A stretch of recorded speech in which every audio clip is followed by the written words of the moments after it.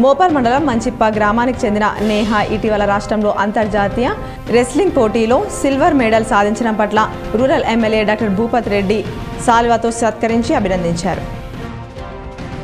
సామాన్య ప్రజలకు అందుబాటులో ఉండే విధంగా రైల్వే టికెట్స్, 2 వీలర్ పార్కింగ్ ఛార్జీలు తగ్గించాలంటూ పీవైఎల్ పీడీఎస్యు నాయకులు స్టేషన్ డిప్యూటీ మేనేజర్కు వినతిపత్రం అందజేశారు.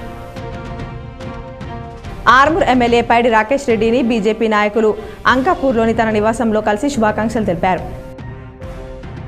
బీఆర్ఎస్ పార్టీ మాజీ అధ్యక్షులు ఈగ గంగారెడ్డిని కోటగలిలో తన నివాసంలో rural MLA doctor Bhupath Reddy తన అనుచరులతో కలిసి పరామర్శించారు. వేల్పూర్ మండల కేంద్రంలోని శ్రీ రామచంద్ర స్వామి ఆలయంలో నవచండీ యాగం ఘనంగా నిర్వహించారు. గ్రామస్తులు పెద్ద ఎత్తున పాల్గొని మొక్కులు తీర్చుకున్నారు.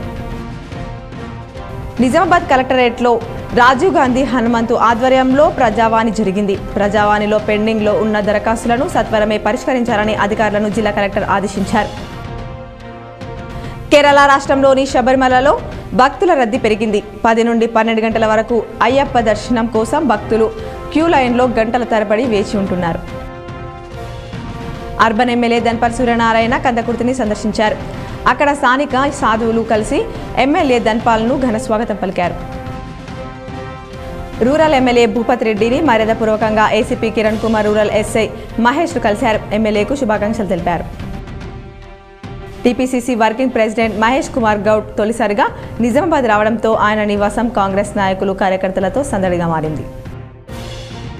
ఇందల్వాయిలో దివ్యాంగుల సమస్యలు పరిష్కరించాలని కోరుతూ ఆందోళన చేశారు. స్థానిక తహసీల్దార్ కార్యాలయం ఎదుట బైఠాయించి నిరసన వ్యక్తం చేశారు. ఇందల్వాయి మండలం పరిషత్ కార్యాలయంలో సర్వసభ్య సమావేశం ఎంపీపీ రమేష్ నాయక్ అధ్యక్షతన జరిగింది. జుక్కల్ నియోజకవర్గం అభివృద్ధికి అందరం కలిసికట్టుగా పనిచేద్దామని జుక్కల్ ఎమ్మెల్యే తోట లక్ష్మీకాంత్ అన్నారు. కామారెడ్డి ఎమ్మెల్యే వెంకట రమణారెడ్డిని జిల్లా కలెక్టర్ జితేష్ వి పాటిల్ కలిసి శుభాకాంక్షలు తెలిపారు.